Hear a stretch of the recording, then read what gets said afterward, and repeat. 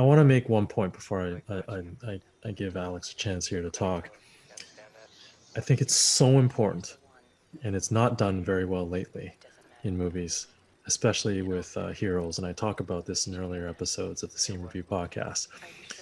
In less than 2 minutes, not only are they doing world building, because you have no idea what's going on, you don't know how she's defying gravity, but the audience gets a sense of how powerful she is. Okay, that's a really important thing happening here. But Yeah. almost within 2 minutes, she has these conversations with, we don't know at the time, but it's Morpheus. She asks, "Are there any agents?" And he says, "Yes." But after a bit of a pause, she's like, makes this uh, Rustled. disappointing. Yeah. She's just clearly rattled.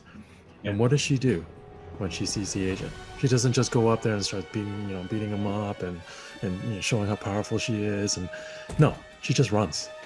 And quite frankly, that is the most important thing about the film, because it automatically gives you, as a viewer, a sense of how powerful the agents are, despite how powerful she is. Hmm. So it creates that tension and sets it up for later in the film. I want to emphasize that point. It we're in terms of story building, in terms of setting up the levels of the characters, if you want to call it that, and leaving room for for stuff to happen and go, and character develop, allows Neo to character develop. It just allows so many different things. And yeah, I'm gonna pause there. I have a few other thoughts on the scene that ensues thereafter, but I'm gonna give Alex a chance here to. Yeah. Thanks. Let's touch on that point because that's one thing I definitely did notice just watching this 5 minute clip that we selected, where it's a black and white contrast of if she's just dealing with the cops, super confident, Mhm. no problem, does exactly what she expects to do, the wall runs, jumping, kicks, and basically not being untouchable. And then contrast that with when she has to deal with the agents. She learns about the agents, and as you Right. said already, just the way she's talking, that she's clearly, as you said, rattled and disturbed and bothered. That Right. okay, Right. and now I gotta change gears here. And then in when the camera is focusing on her during the escape, on her face and stuff, she's breathing heavily, her eyes are Right. shifting, she's Exactly. looking, by the time even she gets to the bottom of the stairs, Oh yeah. the gun's drawn, and then Oh yeah. and she's still afraid, like Get up, I have to Trinity. deal with this. Get up, Trinity. Just get up. Get up. You could tell that the filmmakers are establishing a feel with showing lots of cityscapes. It's nighttime, lots of use of dark and shadows.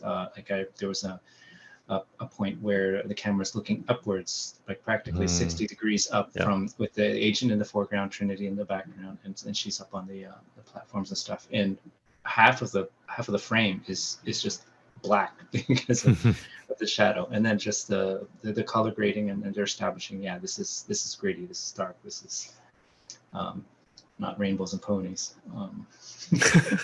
So I especially loved the jumping across the building.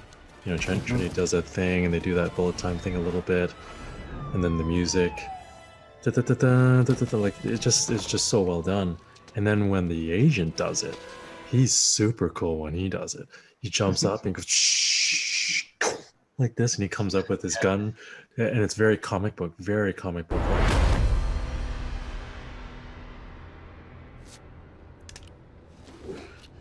And the best part was, they zoom in on the cop, who's just the audience, basically. That's impossible. That's impossible. So they're just creating so much intrigue in yeah. this 4 minutes. What's going on? How can they get defy gravity? Who are these people? Are they human? Who are these agents? And who the heck is Trinity? So there's just so many Yeah, cool yeah. things going on, and it just draws you in as the audience. Cool tidbit. I learned this from the comments, so I didn't observe this myself. This is what I love about YouTube and the internet. They just find things that what normal people don't. So when the cops first break in to the apartment where Trinity is in, you can clearly Yeah. see the room number. It's 303. Okay. This is I think it's exactly the same apartment that Keanu at the end of the movie is running to get out. This exact same building and room. So I had to check this, and it was actually the exact same room. So he's running to the same apartment that she left. So it's kind of like full circle.